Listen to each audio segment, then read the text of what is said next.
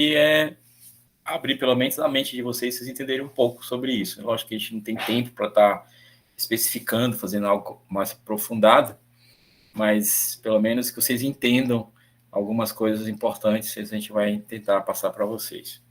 Estamos tentando, né?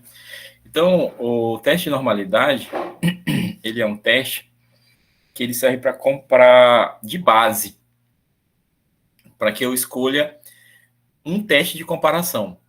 Então, toda vez que eu tiver um conjunto de dados, eu vou pegar esses dados e saber se esses dados possuem uma distribuição normal ou não.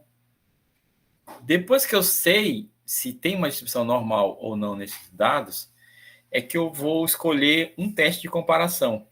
Por exemplo, eu tenho 2 grupos para testar, para comparar. Vamos supor aqui que eu colete a glicemia de vocês, né, da turma toda. Aí eu quero saber se a glicemia das mulheres é menor do que a glicemia dos homens, né? Então, eu tenho 2 grupos, os dados de glicemia, mas para eu fazer essa comparação, para eu escolher um teste que me dê uma comparação entre os 2 grupos, eu preciso saber primeiro se essa glicemia dos grupos possui uma distribuição normal. E aí eu submeto os dados a um teste de normalidade. Com isso, eu posso saber se os dados são normais ou não. Deixa eu só pegar aqui uma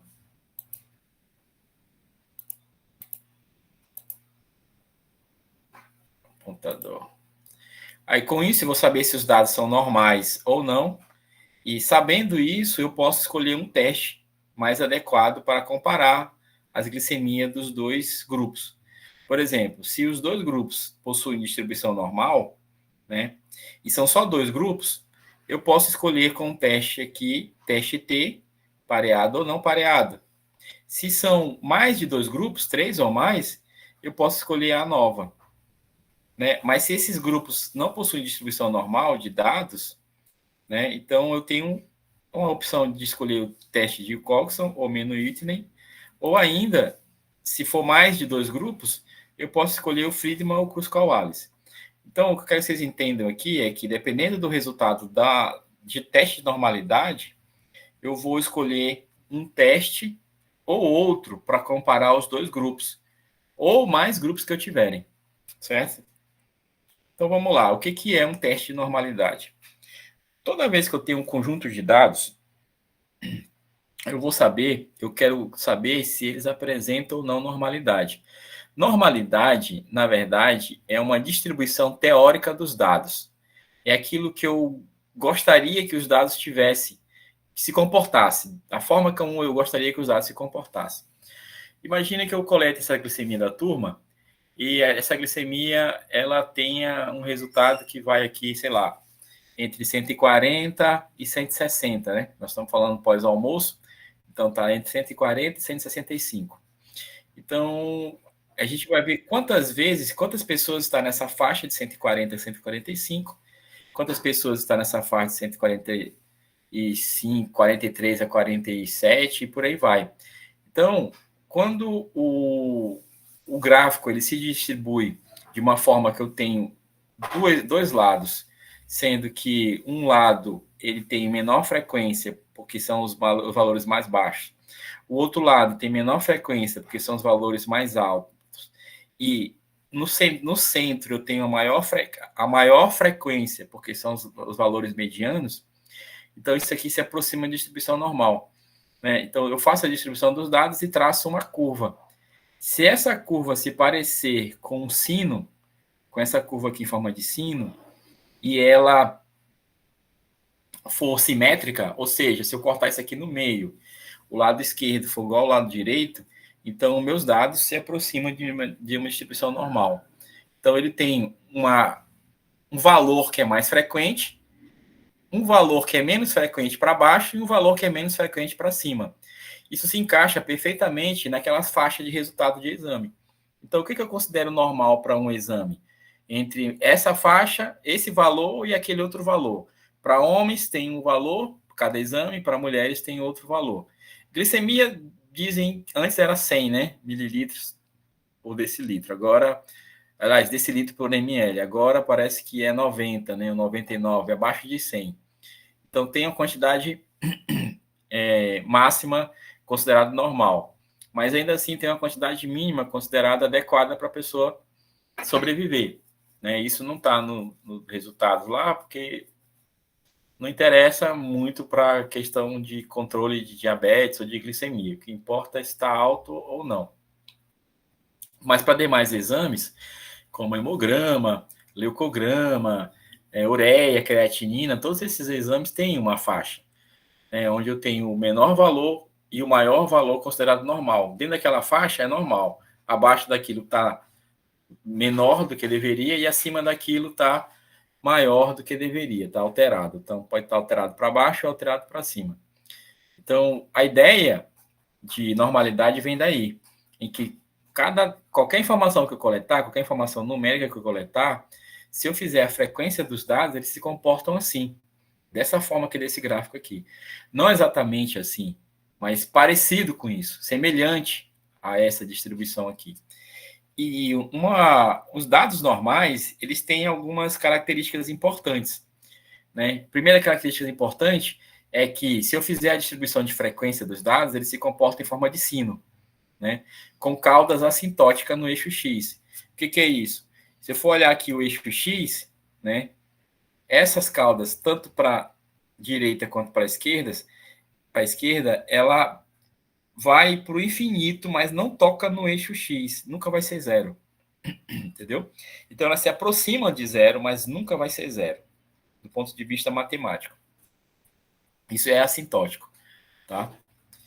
Outra coisa, ela tem simetria, ela é simétrica em relação à média. Ou seja, a média, ela está no centro dos dados. Então, a média está bem aqui, ó, no pico máximo. E ela é simétrica, tanto para a esquerda quanto para a direita. Outra coisa, a média, a mediana e a moda são coincidentes. Então, se eu for olhar aqui nesse gráfico, por exemplo, esse pico aqui é o pico que mais se repete, né? É o valor que mais se repete. Um valor que mais se repete dentro de um conjunto de dados é chamado de quê? De moda. Moda, exatamente. Esse valor aqui também, esse pico também, se vocês forem ver, como ele é simétrico, ele também é o valor central. Aqui embaixo é o valor central. O valor central de um conjunto de dados é o quê? Mediana. Mediana. E se eu pegar todos os valores aqui, somar todos eles e dividir pelo número de valores que tem aqui, vai dar exatamente aqui no meio também. E isso significa que é a média aritmética.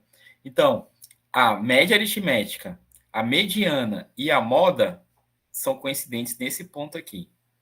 Nessa linha bem aqui, ó. Tá?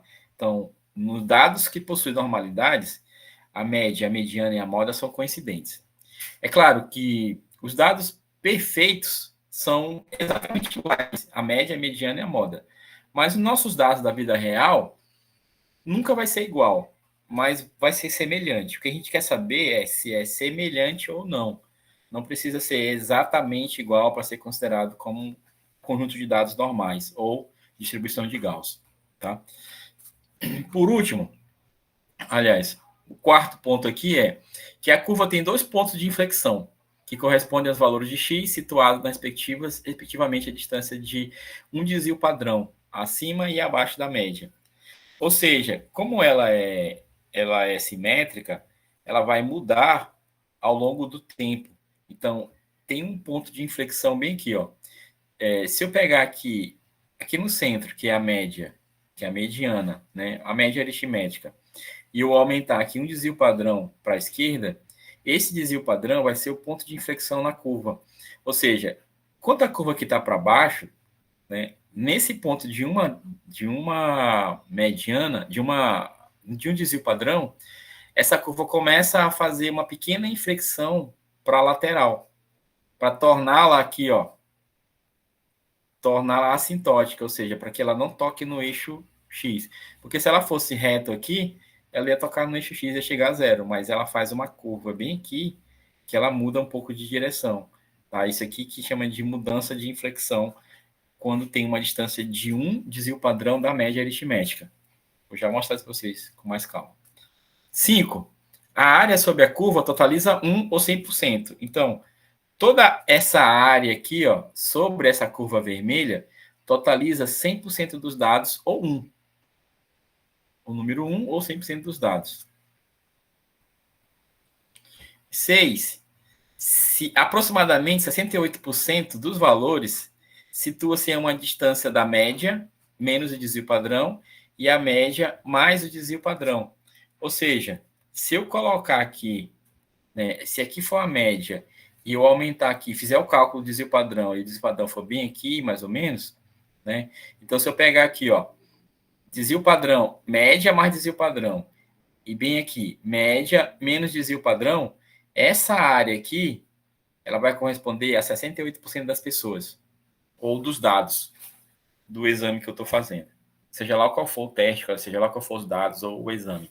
Então, se for glicemia, significaria que 68% das pessoas estariam com a glicemia entre essa faixa da desvio padrão menos, aliás, da média menos desvio, e essa daqui da média mais o desvio padrão. 7. 95% dos valores de X estão entre a média menos 2 vezes o desvio padrão e a média mais 2 vezes o desvio padrão. E 99% está entre a média menos 3 desvio padrão e a média mais 3 desvio padrão. Eu vou mostrar isso aqui em outro gráfico, para vocês entenderem melhor o que eu estou falando. Só me ajeitar aqui. Pronto. Vamos lá. Então, aqui está tudo que eu falei para vocês. Né, o gráfico da média da normalidade, distribuição de Gauss, ele é em forma de sino, ele é assintótico no eixo X, não toca nem para a direita nem para a esquerda. Né, o ponto pico é a mediana, a média e a moda. Né, aqui a gente considera como sendo os valores da média aritmética. Se eu pegar a média aritmética desses dados, somar com o desvio padrão, vai dar bem aqui. E se eu pegar a média aritmética dos dados, diminuir mais o desvio padrão, vai dar bem aqui. Essa área aqui contém 68% das pessoas, ou dos dados que eu coletei. 68% dos valores dos meus dados devem estar entre esse ponto e esse ponto. Né, isso é bem comum nos exames, né, que a gente faz no dia a dia, aquela taxa de normalidade. Então, se eu pegar o desvio padrão e aumentar, aliás, se eu pegar a média aritmética e aumentar 2 desvio padrão, e chega bem aqui nesse ponto. Se eu pegar e diminuir 2 desvio padrão, chega nesse ponto aqui. Então, toda essa área aqui, ó, rosa e meio marronzada, tudo isso aqui correspondem a 95% dos meus dados. Ou seja, 95% das pessoas, dos exames, dos números que eu coletei, está entre esse valor aqui e esse valor aqui. Tá? E mais ainda, se eu pegar a média aritmética e aumentar 3 desvio padrão, vai dar bem aqui.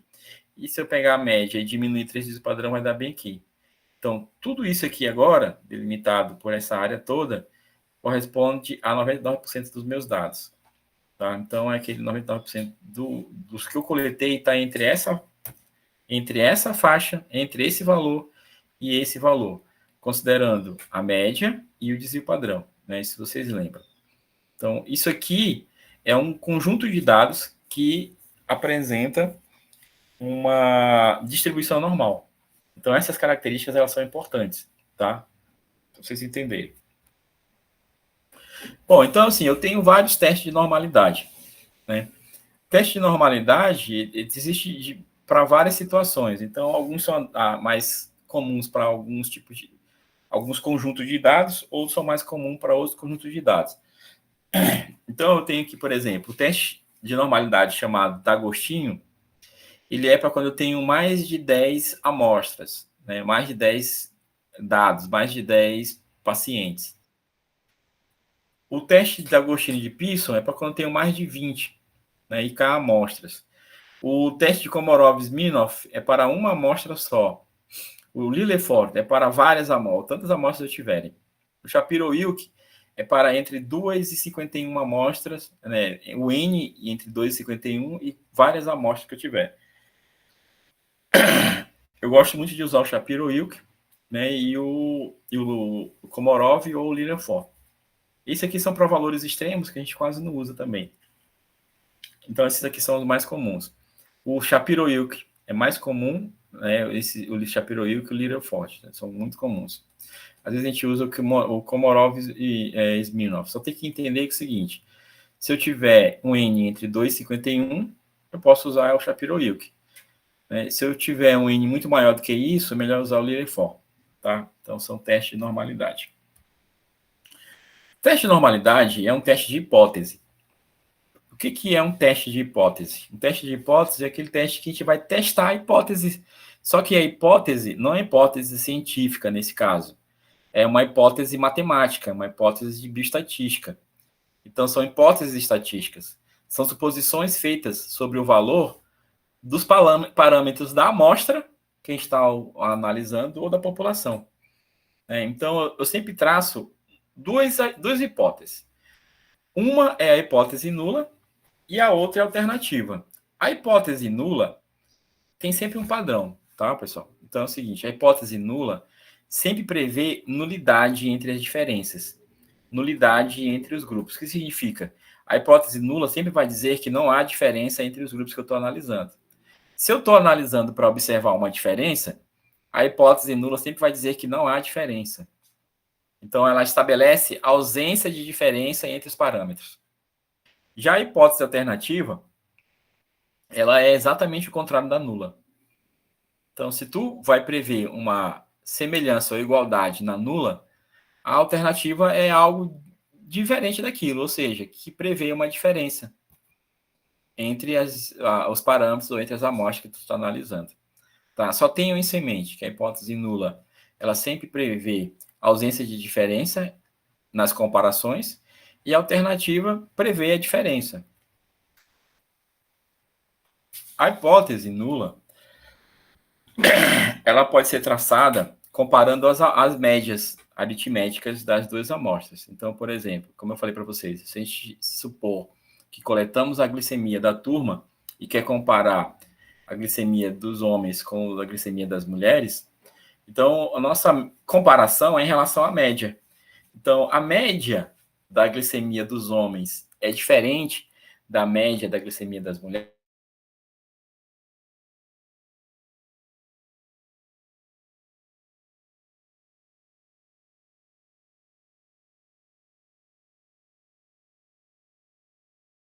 Menor ou maior, certo? Só é diferente. Se o homem tem uma glicemia, se os meninos aí, né, têm uma glicemia pós-prandial de 140, eu quero saber se das mulheres são diferentes. Então, não importa se elas estão a 100 ou a 180, são diferentes, é isso que eu quero saber. Então, é isso que prevê o teste bilateral, que eu tenho uma diferença, primeiro, no teste de hipótese nula, que não há diferença entre as médias dos homens e das mulheres. Então, como ele prevê nulidade, na hipótese nula, não há diferença entre a média da glicemia dos homens e a média da glicemia das mulheres. Aí eu estou analisando na curva que a diferença pode ser para menos ou para mais.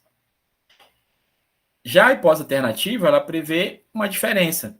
Essa diferença independe se é para menos ou para mais, se está aqui para baixo da curva ou se está para cima da curva. Não interessa. O que interessa é que é diferente a alternativa. Isso no teste bilateral. Às vezes, na maioria das vezes eu uso um teste bilateral, mas às vezes eu preciso utilizar um teste unilateral, quando é uma coisa mais específica, por exemplo, produção de vacina, de medicamento, né? Então são coisas bem mais que requerem um cuidado maior da estatística.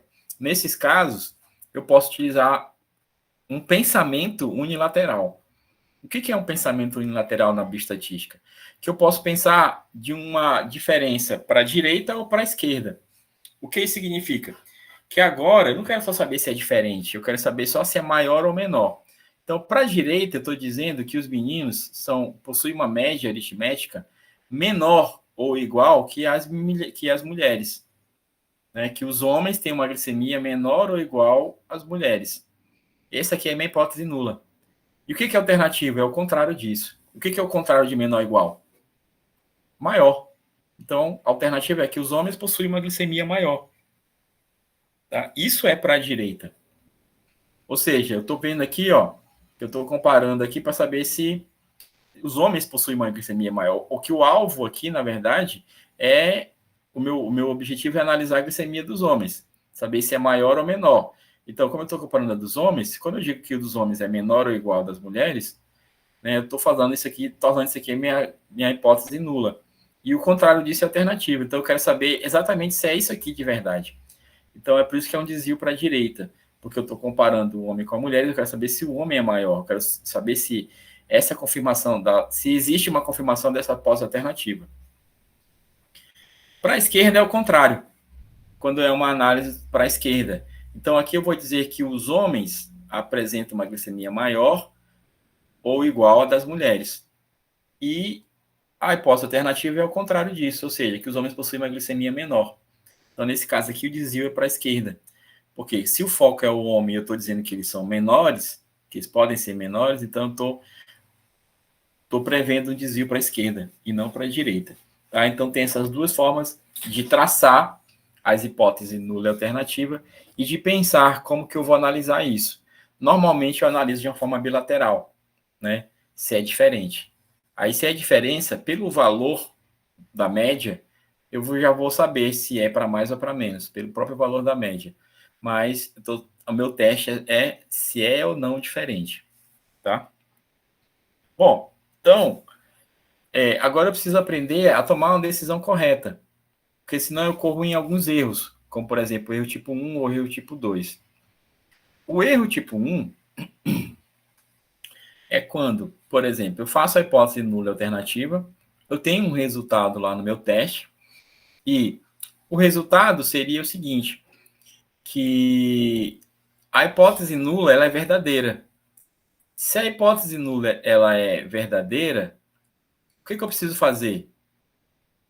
Eu preciso rejeitar a hipótese, aliás, aceitar a hipótese nula, né? Então, quando a hipótese nula é verdadeira e eu não rejeito essa hipótese nula, é a minha decisão correta. Então, é o que eu deveria fazer. Mas se a minha hipótese nula é verdadeira, ou seja, não tem diferença da glicemia entre os homens e as mulheres, e ainda assim eu digo que tem diferença, se o teste diz uma coisa e eu digo, interpreto de uma outra forma, então eu estou incorrendo no erro tipo 1. Porque eu estou rejeitando a hipótese nula, sendo que eu deveria não rejeitar. Então, esse é o erro tipo 1. Quando eu interpreto errado o resultado e a hipótese nula que deveria ser aceita foi rejeitada. Quando é o contrário, quando a hipótese nula é falsa, ou seja, não há diferença entre os grupos, e eu decido aceitar ela, dizendo que tem diferença entre os grupos, então aqui eu cometo um erro tipo 2. Então, eu estou diminuindo o poder do meu teste. É mais comum eu cometer o erro tipo 1 do que o erro tipo 2, né? Porque às vezes eu não consigo entender, interpretar os resultados e comparar o resultado com o que deveria. Aí eu acabo aceitando, rejeitando a hipótese nula, sem saber que eu estou rejeitando a hipótese correta, né? A hipótese, o erro tipo 1 é o mais comum do que o erro tipo 2. O erro tipo 2 está mais ligado ao poder do teste, que a gente fala depois. Bom, então, o teste de normalidade ele vai servir para definir para a gente que tipo de parâmetro a gente vai utilizar, que tipo de teste a gente vai utilizar para comparar os dois grupos. O normalidade, ele é só um teste que vai me dizer se os dados possuem aquela curva normal ou não, né? Se os meus dados apresentarem a curva normal, eu vou usar um teste paramétrico para comparar os dois grupos de glicemia. Aí o teste paramétrico, o teste T, correlação de Pearson, a nova. Se os meus dados não têm distribuição normal, eu vou usar um teste não paramétrico para comparar os dois grupos. Aí eu tenho o Wilcoxon, o Mann-Whitney, o Scawalis e por aí vai. Então, dependendo do resultado da normalidade, eu vou comparar depois os meus dados com esse grupo de teste ou com esse grupo de teste. Isso aqui são coisas que a gente vai ver no próximo semestre, tá? Não é de agora, não. Agora vocês precisam entender só o que é normalidade. Bom, então, normalidade é um teste de hipótese. Nele, eu vou traçar duas hipóteses, a hipótese nula e a alternativa. A nula, ela prevê que a distribuição possui, os dados possuem uma distribuição normal, né? Ou seja, se eu tenho só uma amostra, eu vou comparar essa minha amostra com a distribuição normal padrão. Se eu tenho duas amostras ou mais, eu vou comparar essas duas amostras com a distribuição normal padrão. Eu vou dizer que os meus dados apresentam distribuição normal na hipótese zero. Na hipótese alternativa, é que os dados não apresentam distribuição normal. Lembra que é igualdade aqui, ausência de diferença? Ou seja, na hipótese nula é ausência de diferença. Então, não tem diferença entre uma distribuição normal e os meus dados. Por isso que está na hipótese nula. Aqui tem diferença entre a minha amostra e a distribuição normal. Por isso que é alternativa. Algumas situações, eu faço análise dos meus dados, né? E esses meus dados me dizem que o conjunto de dados que eu tenho é não normal, né? Só que eu quero utilizar um teste paramétrico, um teste de normalidade. Aliás, um teste para dados normais. Para isso, eu posso fazer transformando os meus dados. Então, existem alguns recursos matemáticos para isso, que às vezes eu faço a análise da glicemia de vocês, né? Coleto os valores lá, eu vou colocar isso aqui no teste de normalidade, e às vezes os dados dizem que não são valores normais, com distribuição normal. E aí, para comparar os dois grupos de homens e mulheres, eu precisaria utilizar um teste não paramétrico. Só que às vezes eu quero utilizar um teste paramétrico. Então, para isso, eu preciso fazer com que esses dados aqui se transformem em dados normais. Para que isso aconteça, eu posso fazer uma transformação. Essa transformação ela pode ser através da raiz quadrada, do logaritmo, do arco seno. Então, eu pego todos os valores e submeto à raiz quadrada, cada um deles, né? Ou ao log de base 10, log natural, log neperiano e por aí vai. Quando eu for analisar, é bem provável que esses dados já apresentem a distribuição normal. Sendo assim, eu consigo utilizar um teste paramétrico, como o teste T, que é o mais comum. Isso aqui já é outra coisa. Eu só queria que você entendesse mais uma coisa aqui, muito importante. Quando eu vou fazer a análise, qualquer análise de dados para teste de hipótese, deixa eu só aumentar aqui, eu preciso ter em mente uma coisa muito importante. Primeiro, eu preciso traçar a hipótese nula, né? E a hipótese alternativa.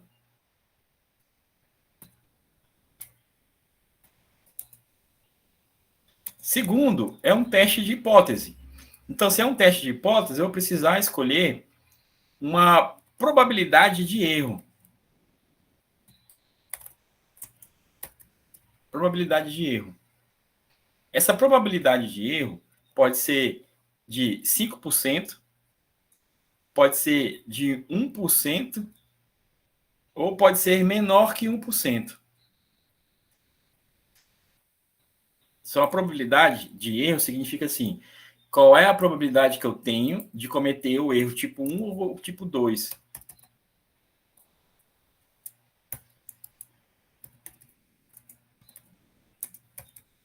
O que isso significa? Que, apesar de ser um teste, de eu estar fazendo tudo certinho, eu ainda tenho uma probabilidade de cometer um erro. O erro tipo 1 seria rejeitar a hipótese nula, sendo que ela deveria ser aceita, né? Na verdade, é não rejeitar a hipótese nula, sendo que ela deveria ser aceita. Isso aqui é um erro, tá? Um erro que a gente poderia se diminuir escolhendo uma probabilidade de erro. Essa probabilidade de erro, ela também é chamada de alfa. De alfa. O meu teste estatístico, depois que eu aplico lá o teste de normalidade, né, usando as hipóteses, ele vai me dar duas coisas. Primeiro, ele vai me dar o valor do teste, que eu acho que dependendo do teste vai ser um W ou um L, né, que é o da tabela do teste mesmo, para quem desenvolveu. E ele vai me dar um p-valor. Um p-valor. Esse p-valor aqui, ele vai de 1 até 0. Né? Quando ele dá mais de 1, dependendo do programa, ele nem dá a resposta. Então, ele vai de 1 a 0. A minha intenção aqui, nesse caso, é comparar o p-valor com o meu alfa. Então, comparando o p-valor com o alfa, é que eu vou tomar a decisão de escolher ou rejeitar a hipótese nula. Tá? Então, por que vem esse p-valor? P-valor é um valor que foi criado há muito tempo para poder tomar decisões. Eu até procurei a aula que fala sobre isso agora, eu acabei não achando. Pensei que estava aqui nessa daqui, mas não está não, está em outra. Mas eu vou falar aqui para vocês. Tem um livro chamado A Cientista que Toma Chá. É uma situação que aconteceu um tempo atrás, no início do século XIX, na verdade, no meio do século XIX, quando desenvolveram o teste de probabilidade, o teste de hipótese. Eram, assim, dois pesquisadores, né, lá da Europa, eles se reuniram um dia para tomar chá e começaram a conversar, né? E aí um deles falou assim, olha, tem uma pesquisadora lá no meu setor, no meu laboratório, na verdade no meu departamento, que ela sabe diferenciar na hora de tomar chá, se você coloca primeiro o leite na xícara e por cima do leite o chá, ou primeiro coloca o chá e por cima do chá o leite. O outro falou assim, não acredito nisso. Não tem como saber, depois que tu mistura os dois, independente quem é primeiro, o chá ou o leite, não tem como saber se tu colocou primeiro um ou primeiro o outro. Aí o primeiro tinha falado assim, não, vamos testar então para saber se isso é verdade. Como os dois eram matemáticos, né? Eles eram do departamento de ciências exatas, né, e matemática, eles chamaram a pesquisadora lá para fazer o teste. Deram para ela tomar 10 xícaras de chá. Dessas 10 xícaras de chá, algumas, primeiro, chá com leite, né? Algumas colocaram chá e depois o leite, outras, primeiro o leite e depois o chá. E eu pergunto para vocês, das 10 xícaras, quanto que vocês acham que essa pesquisadora deveria acertar para dizer o seguinte, ela sabe diferenciar quando coloca o chá ou o leite primeiro? 10. Quanto que vocês acham que deveria, quantas ela deveria acertar? 50%? 10. 5 das 10, já dá para dizer que ela é boa? É, porque ele não acertou metade e errou a outra, senão erra tudo. Pois é, mas a metade só tem duas probabilidades, ou é o chá primeiro ou é o leite primeiro. Então, se ela acertou 50%, então quer dizer que é uma Acho das que possibilidades. a maioria, professor, ela teria que acertar a maioria das vezes. Essa aqui é a questão. O que 90%? significa a maioria das 10? É 6, é 7, é 8, é 9, é as 10? 50 mais 1. Essa é a questão. Do ponto de vista matemático, o que significa a maioria para eu dizer que ela acertou, de fato, que não foi algo aleatório, que não foi assim algo por acaso, não foi o acaso, né? É a mesma coisa de eu pegar uma moeda, né? Qual é a probabilidade de cair cara ou coroa? Então, como são duas faces, é 50% também. Mas se eu disser que uma moeda está viciada e tende a cair de um lado ou do outro, quantas vezes ela tem que cair desse lado que eu digo que está viciado para eu afirmar que ela é viciada? Né? E quantas vezes eu preciso lançar isso por alto? É a mesma coisa. Então, o que é a maioria? A maioria para as eleições de um cargo público é 50 mais 1. Mas a maioria para matemática, para eu afirmar que não foi ao acaso, é 50 mais 1? É 6? 7? 8? Essa aqui é a 99,9. 99,9? Né? Então, essa é a questão. Então, o que eles fizeram? Eles desenvolveram o teste de probabilidade, o teste P. Né? Dentro disso, o teste de hipótese. Daí veio o p-valor.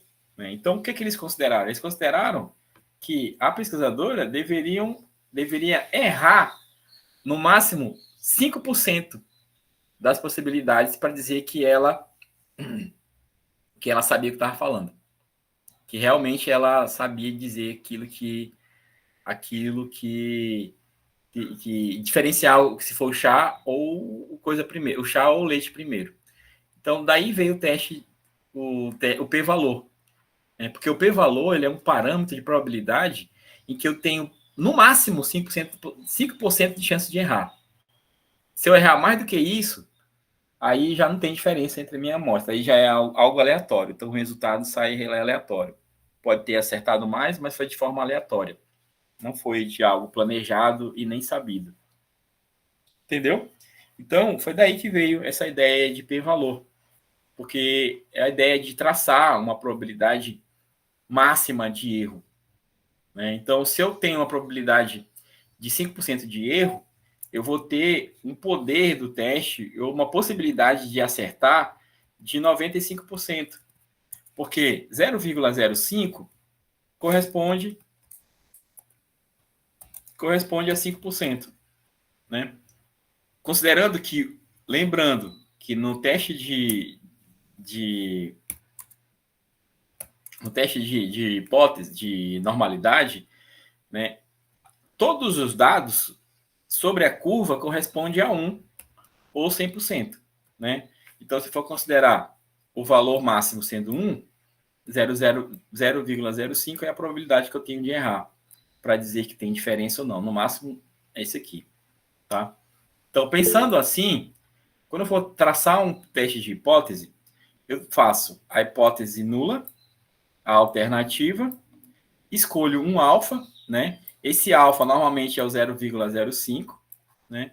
Executo o teste vai me dar um p-valor, aí eu vou comparar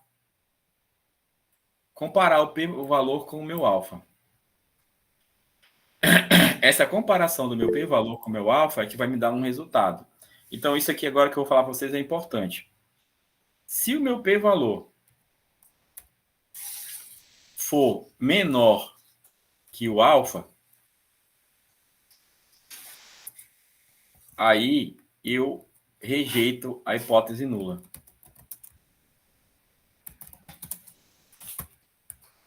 Se o meu p-valor for maior que o meu alfa, aí eu aceito a minha hipótese nula.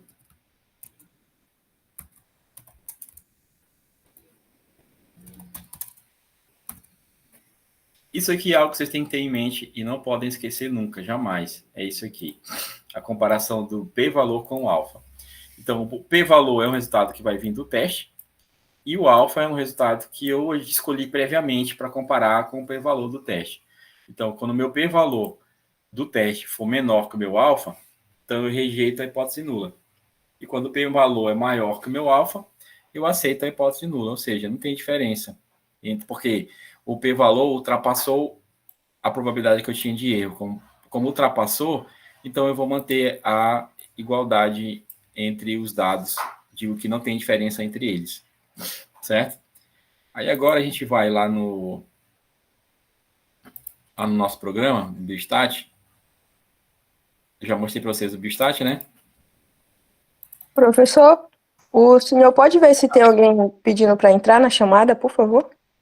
Deixa eu olhar lá.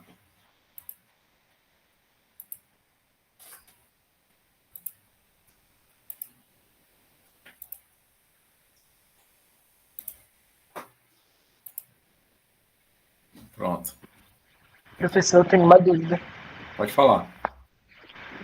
A determinação do valor do alfa sempre vai ser arbitrária ou tem uma critério? O alfa é arbitrário no sentido seguinte, que eu tenho essas possibilidades aqui, né, de escolher 0,5, 0,1 ou 0,001 ou menor do que isso. O que eu tenho que considerar aqui em mente é o seguinte, que o valor máximo do alfa é esse aqui, ó, 0,05, é o valor máximo que eu tenho do alfa. À medida que eu escolho um valor menor, eu diminuo a probabilidade de erro, mas eu diminuo também o poder do teste. Porque o teste pode entender de uma forma errada do que eu deveria, executar de uma forma errada que deveria ser executado. Então, esse é o valor máximo para o p-valor, tá? Se eu colocar aqui 0,6 já não pode, 0,7 já não pode. O valor máximo é 0,05.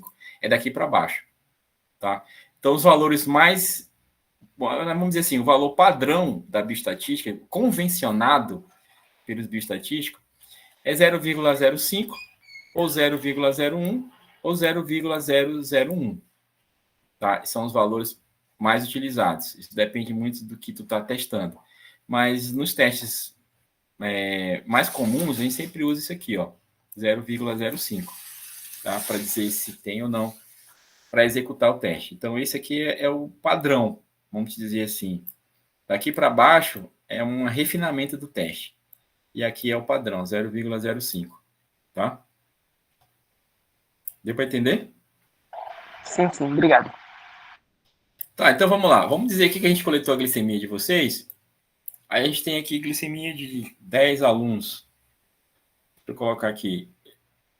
O Biostat, ele é um programa bom para executar, mas ele tem suas limitações, né? Ele tem as linhas e as colunas. Para eu colocar o nome na coluna, eu clico aqui no meu computador, FN F2. Aparece essa janelinha aqui, aí eu posso dizer o que é, né? Dar o nome na coluna. Eu vou colocar aqui só M de masculino, e na 2 eu vou clicar aqui FN F2 e colocar o F de feminino. Lembrando que a gente está coletando glicemia. Vamos lá, eu vou colocar aqui uns valores de glicemia: 140, 120, 130, 150, 160, 140, 135, 180, 145, 150. Pronto, 10. Das mulheres, eu vou colocar aqui, aleatório aqui também, 100, 90, 110, 100, 105, 95, 87, 100, 110, 82 e 70. Pronto. Então, vou tirar aqui esses zeros aqui, tem muito zero. Vou colocar aqui só o... Pronto. Então, tenho dois grupos aqui. Os homens e as mulheres. Cada um com seus valores de glicemia. Para eu... Ai, desculpa. Ai, eu não posso nem tossir, que dói a cirurgia. Aí, para eu comparar os dois, eu vou fazer um teste de normalidade, né? Então, vamos lá. Aqui no Biostat, eu venho aqui em estatística. Ah, tá, uma outra coisa, né? Eu posso copiar do Excel e colar aqui, tá? Direto. Então, eu copio lá e colo. O quanto que eu tiver que analisar aqui. Aí, isso aqui eu posso até salvar, clicando aqui no disquetezinho. Mas o Biostat ele é meio ruim de salvar as coisas, mas tu pode salvar isso aqui para poder reanalisar depois. Os resultados aqui ele não salva. Tu vai ter que sempre estar refazendo os resultados, tá? O Biostat faz gráfico, mas os gráficos deles são muito feios, muito ruins. Melhor fazer no Excel. Aí, vamos lá. Então, aqui embaixo, tem distribuição normal aqui, ó, normalidade. Então, normalidade, a gente tem duas amostras e um N de 10 para cada amostra. Então, a gente pode escolher sem nenhum problema o Shapiro-Wilk, que é o que eu gosto de usar, né? Então, Shapiro-Wilk. Aí aparece a janelinha aqui, eu coloco as duas colunas para o outro lado, que é o lado da análise, e vou executar o teste. Lembra, para a gente executar o teste, a gente precisa traçar as hipóteses. Então, vamos lá. Qual é a nossa hipótese nula? Não há diferença entre as médias de glicemia dos homens e das mulheres. Qual é a nossa hipótese alternativa? Que existe diferença entre as médias de glicemia entre homens e mulheres, tá? Vamos escolher um alfa. Qual é o nosso alfa? Como eu falei, por padrão a gente sempre escolhe 0,05, que também é o valor máximo que a gente pode escolher. E agora a gente vai depois comparar executar o teste. Executar o teste de normalidade. Então, a gente está executando um teste de normalidade, tá?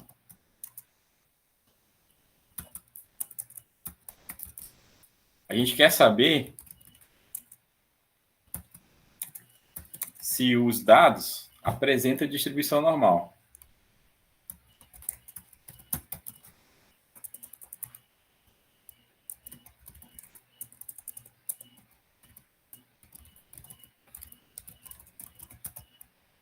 Distribuição normal. Tá? Vamos lá, vamos executar agora. Agora a gente pode executar. Executar estatística e aparece essa janelinha aqui, ó. Nessa janelinha aqui está me dizendo o seguinte. Eu tenho o número de amostras, 10 para cada uma. Lembra que o 1 é o homens e o 2 mulheres, né? Eu tenho aqui a média aritmética dos dois, do homem 145, das mulheres 94,9. Eu tenho o desvio padrão dos dois. Eu tenho aqui o valor do teste, né? Que é o do Shapiro-Wilk, que é um W. E eu tenho aqui o p-valor dos dois. O p-valor dos homens é 0,7. E das mulheres, na verdade é o seguinte, a gente está testando o seguinte, a diferença entre as médias, na verdade não é isso aqui não, eu confundi com outra coisa. A hipótese nula é que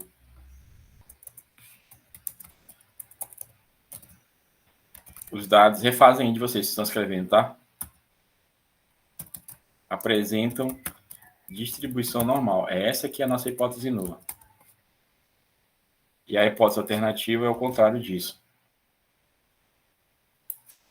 Essa hipótese ali é de teste T, não é do teste de hipótese, não é do teste de normalidade, não. Pronto. Então, aqui, agora sim, agora está certo. Então, a nossa hipótese nula é que os dados apresentam distribuição normal e a alternativa é que os dados não apresentam distribuição normal, tá? Nosso alfa continua sendo 0,5, vamos executar o teste. Quando a gente executou o teste, a gente tem esses dois dados aqui, ó. Dos homens, p-valor de 0,7. Deixa eu colocar aqui embaixo. Homens, p-valor 0,7. Das mulheres, p-valor. Qual é o p-valor das mulheres lá? 0,59.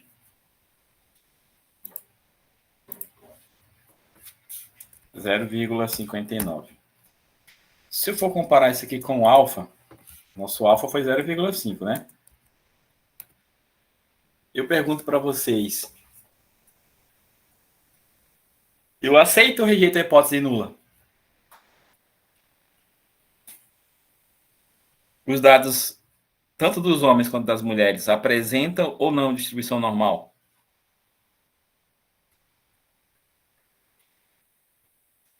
Não. Bora lá. Para os homens, né? P-valor de 0,7. Vamos lá. O p-valor dos homens foi maior ou menor que o alfa? Maior. Maior. Então, se o p-valor for maior do que o alfa, então eu aceito a hipótese nula. Para as mulheres, o p-valor for maior ou menor do que alfa? 0,59. Também maior, não é? Então, eu também aceito a hipótese nula. O que é aceitar a hipótese nula? Aceitar a hipótese nula é dizer que os dados apresentam distribuição normal. Entendeu? Então, tanto a glicemia das mulheres quanto dos homens apresentam distribuição normal. Qual é a resposta? Se eu for responder isso aqui, como é que eu posso responder? Aceitaria a hipótese nula, professor? Os dados de glicemia dos homens e das mulheres apresentam distribuição normal. Aí eu tenho que colocar o resultado do teste. Normal. Aí eu vou colocar aqui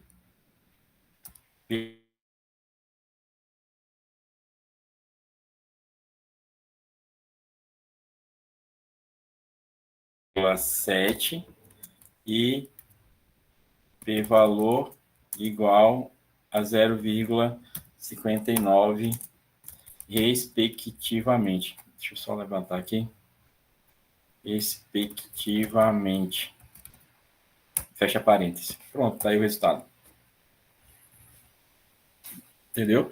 Então, assim, eu estou dizendo aqui no meu resultado que os dados de glicemia, tanto dos homens quanto das mulheres, têm distribuição normal, porque o p-valor dos homens é 0,7 e das mulheres é 0,59. Ou seja, maior do que o meu alfa. O meu alfa vai estar descrito onde? Na minha metodologia. Então, lá na metodologia, eu vou dizer que eu vou executar o teste de normalidade e vou considerando um alfa ou um p-valor lá, né? Que às vezes se confunde no trabalho p-valor e alfa. Um p-valor ou um alfa de 0,05. P-valor da hipótese, né? Aqui é o p-valor do teste. Então, quem vai ler isso aqui vai entender, esse p-valor do teste que for maior do que o da hipótese, que é o que está lá na metodologia. Então, realmente, tem distribuição normal os dados. Deu para entender, galera? Sim, professor. Mais alguma pergunta? Professor, uma pergunta. Esse teste só pode ser usado em dados primários ou pode ser usado em dados secundários também? Qualquer tipo de dados. Desde que seja numérico.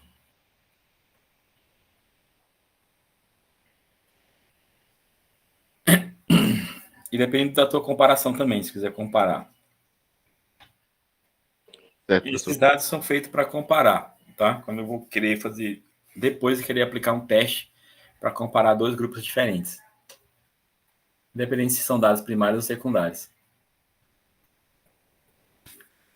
Vou fazer uma chamadinha rápida aqui, galera.